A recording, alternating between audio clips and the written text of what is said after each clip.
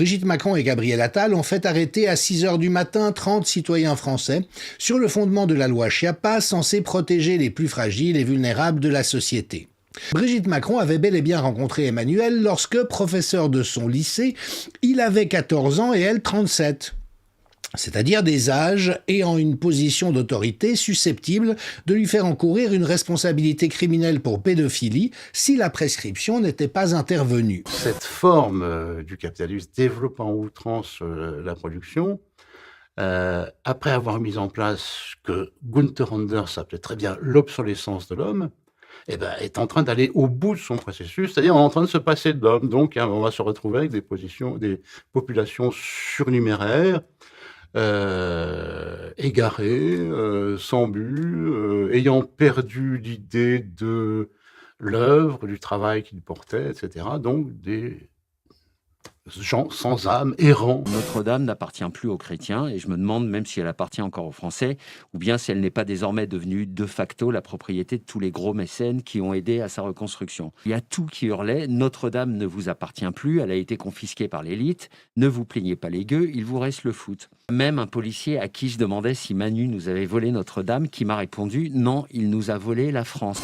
Déclasser les agriculteurs, les exproprier, et derrière on voit bien la logique, il y aura donc des consortiums qui vont passer au-delà de la SAFER. Vous savez, normalement la SAFER c'est le grand arbitre, mais en fait aujourd'hui ils ont trouvé, parce qu'ils sont très forts aussi au niveau juridique, des dispositifs pour créer des sociétés qui rachètent les terres des agriculteurs, donc créer des méga consortiums de terres agricoles, et puis derrière il faut former des agriculteurs, et Xavier Niel il a créé son école, il a créé l'école Hectare, et donc ce qu'ils vont faire c'est créer des salariés agriculteurs, et donc le salarié agriculteur sera sur l'exploitation, s'il n'est pas content il ira à France Travail. Des grands fonds de pension institutionnels américains ont une certaine logique pour le monde, se déclinent sous la forme de multinationales globalisées, et il faut que ces politiques s'appliquent, qu'elles s'appellent rénovation de notre agriculture, rénovation de notre système de santé, rénovation de notre urbanisme, rénovation de notre façon d'enseigner, etc.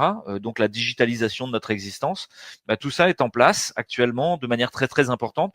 Et évidemment, il faut un complexe industriel de la censure et de l'information pour maintenir l'idéologie, parce qu'on est quand même en démocratie, on ne va pas nous taper dessus. Il faut qu'on nous fasse la fabrique du consentement. Je suis serveuse sergent-chef dans ce restaurant. Grâce au Covid, avec un diplôme en école hôtelière, on obtient une équivalence dans les forces de l'ordre. J'ai pu fusionner mes deux passions, servir les gens et faire respecter l'ordre. Ici, on a le label Olivier Véran.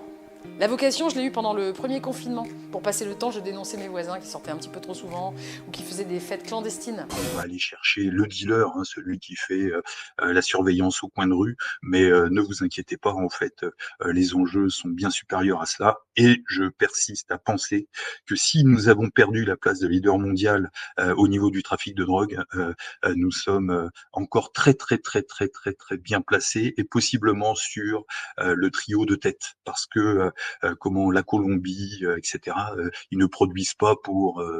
c'est de la production industrielle, 8000 tonnes d'héroïne produites par an. Le passeport vaccinal, ça a permis le retour à la vie d'avant. Avant 1945, mais quand même, on a pu rouvrir les bars, les lieux culturels, les... Salut Jean-Marc! C'est le colonel, le directeur du théâtre en face. Ils ont des chiens renifleurs Covid. Il y a depuis hier un homme qui s'est barricadé dans une grande maison rue du Faubourg Saint-Honoré à Paris et qui hurle qu'il n'en sortira pas. Il tient en otage 68 millions de personnes. Il est fou, drogué, probablement armé et potentiellement très dangereux. Évitez ce secteur. Le capitalisme a franchi les limites qui étaient celles d'autrefois, celles du patriarcat qui ont réellement existé, pour devenir d'une certaine façon schizophrénique, parce que il est intéressé à tout ce qui est de la transgression, parce que ça permet de produire des objets inusités qu'il ne pensait pas à produire. Donc, comme il est hanté par son accroissement infini, il faut qu'il intègre la marche. Et c'est comme ça, je crois qu'il faudrait maintenant essayer de penser le mot d'ordre qui paraît de gauche, mais qui est en fait néolibéral de gauche, qui est le mot d'ordre de l'inclusivité. On inclut toutes les marges. Transgressez, on va pouvoir vous inclure. Les puissants, ils veulent toujours contrôler tout le monde. Donc, ils vont contrôler les normies qui écoutent la télé. C'est 80% des gens, de toute façon, ils croient ce que dit la télé, point. Donc, ce qui n'est pas dit à la télé, ça n'existe pas, c'est pas vrai. Mais ils croient à la télé, ok.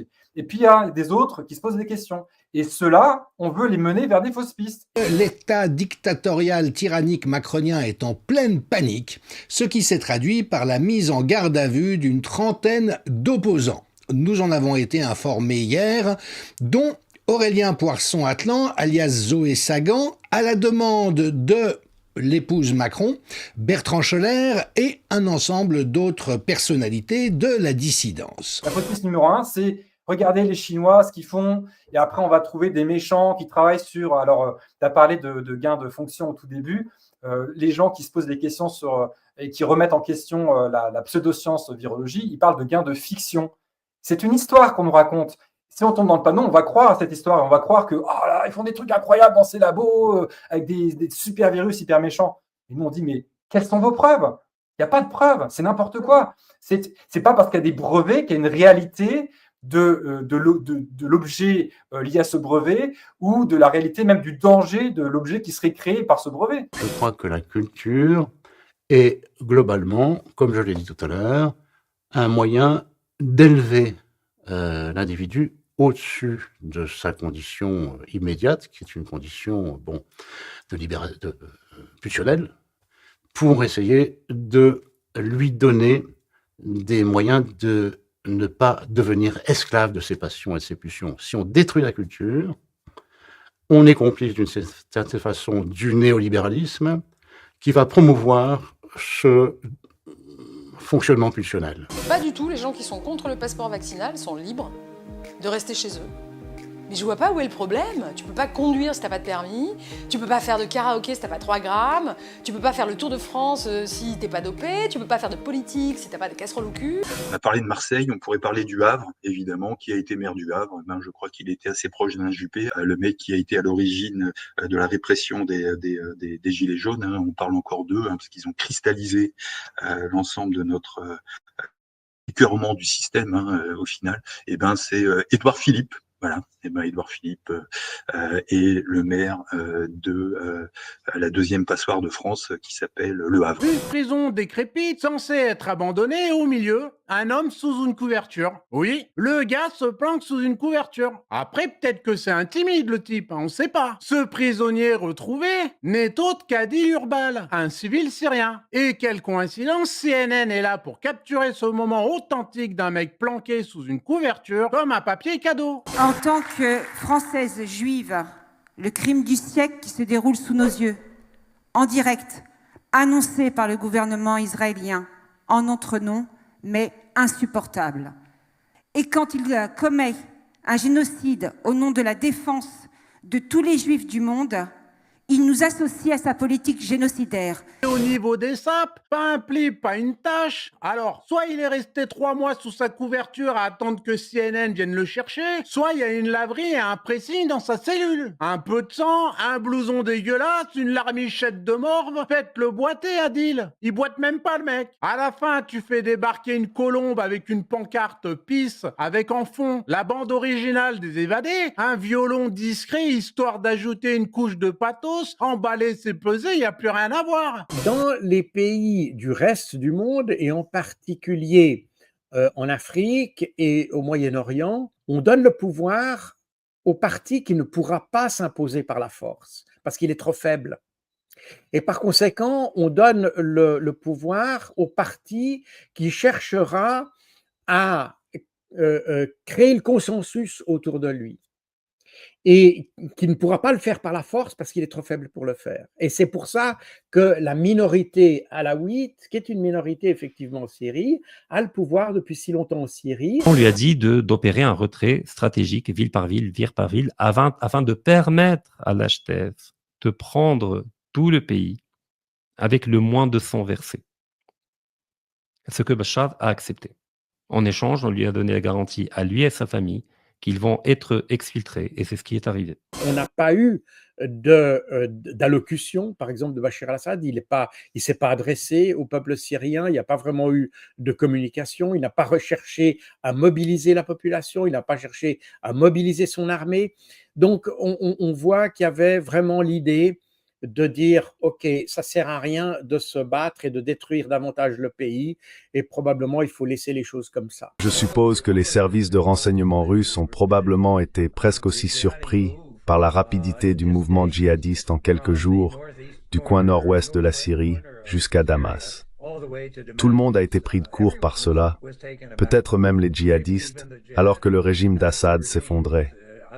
Mais je pense, en y réfléchissant bien, qu'il était probablement sage, même si la Russie avait eu plus de temps pour y réfléchir, de ne pas s'impliquer profondément dans ce qui pourrait finir par être une situation très compliquée. Just a few weeks ago, the Biden administration, American military personnel launched missiles into mainland Russia and killed at least a dozen Russian soldiers. So we are, unbeknownst to most Americans, in a hot war with Russia, an undeclared war. La situation est très tendue. Dans le Time a dit que c'était pas bien d'autoriser les attaques MS à frapper sur le sol russe d'avant 2022. Donc ça aussi, je pense, c'est un moment extrêmement important, puisqu'il y a encore eu des tirs qui ont lieu à Taganrog, on va en parler. Mais en fait, ça veut dire que Trump annonce que la prochaine administration ne l'autorisera pas. C'est pas un conflit de religion, comme beaucoup veulent nous faire croire. Nous sommes, comme l'a dit notre camarade, dans une guerre coloniale, avec un occupé et un occupant. Because of the fact that the US military is killing Russians in Russia right now, we are closer to nuclear war than at any time in history. Far closer than we were during the Cuban Missile Crisis. That would mean the elimination of Russia, the United States, and most of the rest of the world.